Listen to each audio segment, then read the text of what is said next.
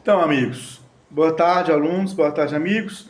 O Vietnã de Jones Manuel. Então, aqui, uma análise dos 3 vídeos que o Jones produziu sobre o Vietnã. E aqui eu faço uma abordagem a partir desses textos, faço uma pesquisa, uma abordagem alternativa. Uma outra análise maoísta sobre o que foi dito.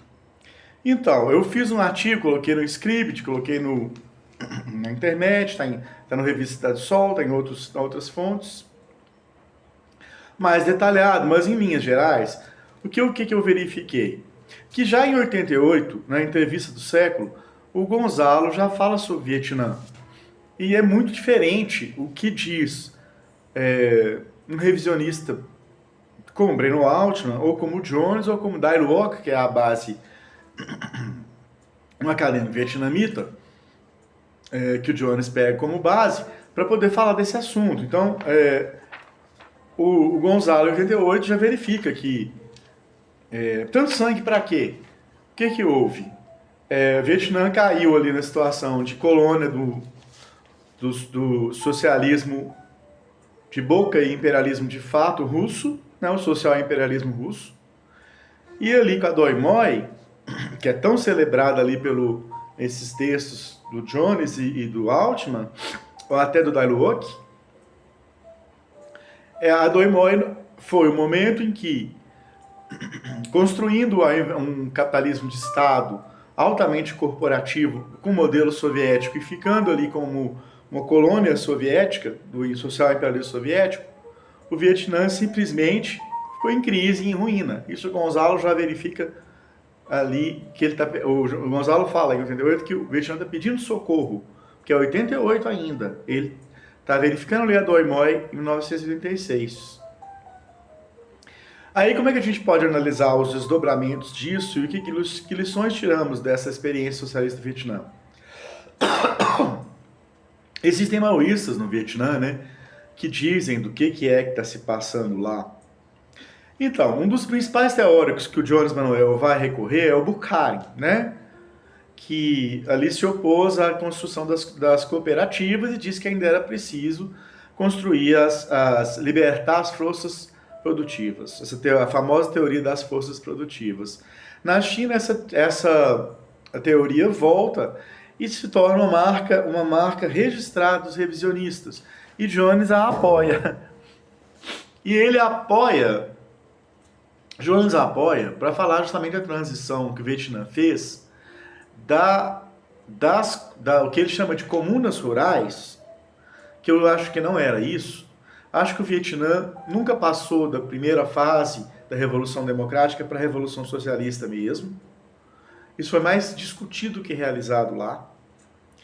Mas houve uma estatização da terra. Então eram grandes fazendas estatais com uma economia de comando, que o Jones usa o termo para capitalismo de Estado corporativo, que é o termo correto, que a sociedade é toda uma grande corporação.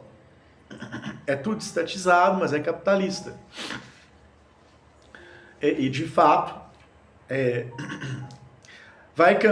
o Vietnã vai caminhando desse capitalismo de Estado, depois da reforma de 86, a tal da Doi Moi, para um capitalismo clássico. Então ele se associa primeiro ao capitalismo de Estado soviético, constrói a sociedade nos moldes dele, como semicolônia, fracassa e passa a virar um quintal dos imperialistas yankees e chineses. E como tal, agora ele consegue estabilizar seu regime, seu revisionismo. Por isso ele não é tão discutido. Mas o Dai Luoc, ele diz uma coisa muito interessante. Ele diz que esse pensador acadêmico que o Jones recorre, olha, interessante, tem uma posição importante no Vietnã. Parece que ele é diretor de Ciências e Humanidades em Hanoi, na Universidade de Hanoi. O velho socialismo morreu, afirma Dai Luoc. Não existe mais país socialista no mundo. Apenas nações que estão em transição para esse sistema. O Vietnã é uma delas, mas esse objetivo só é possível com um desenvolvimento de riqueza e prosperidade. A garantia de que seguiremos esse processo é o poder político dos trabalhadores. Olha que interessante.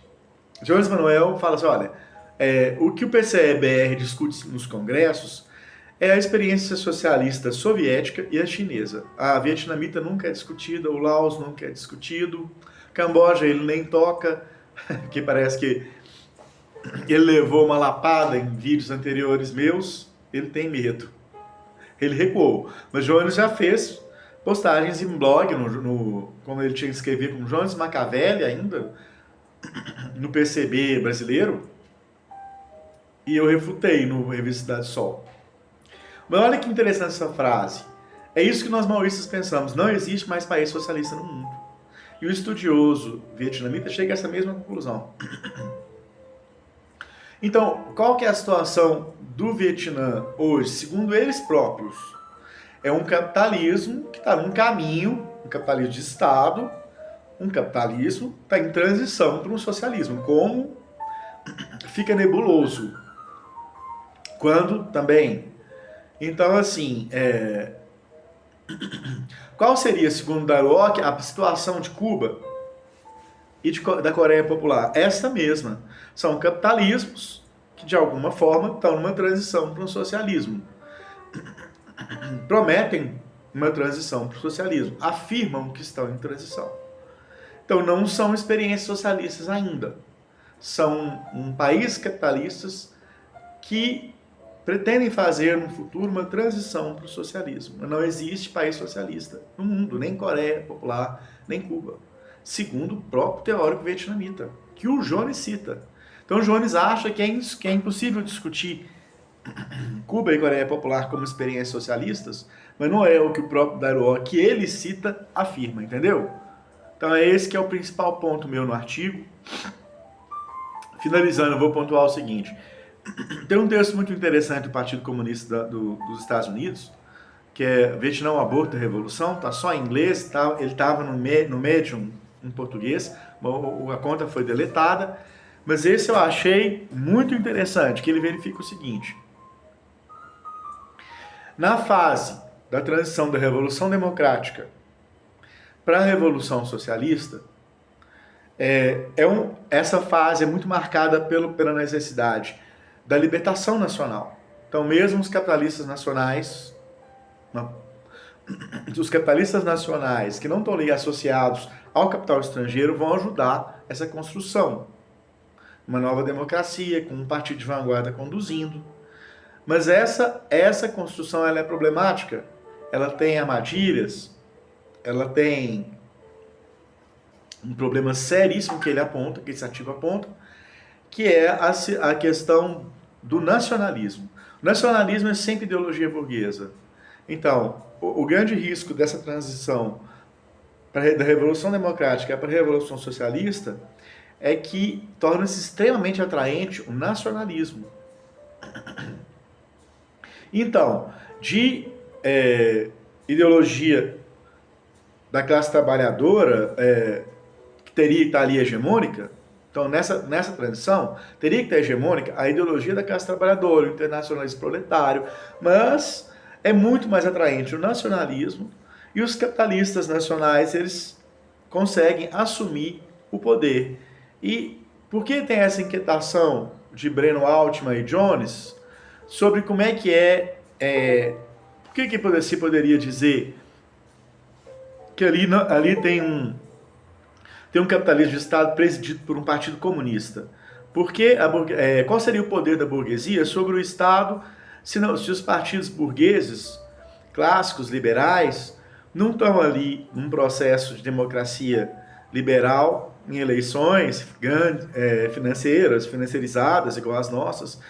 Se os partidos burgueses não estão hegemonizando o Estado, e sim ele está na mão do Partido Único Comunista, onde está essa burguesia e que poder ela tem sobre o Estado?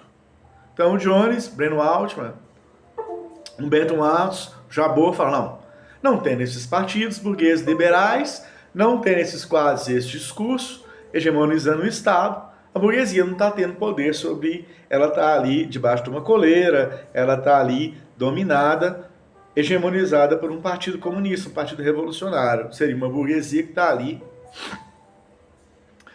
submissa a uma ideologia comunista, a um partido comunista, a um Estado revolucionário. Não.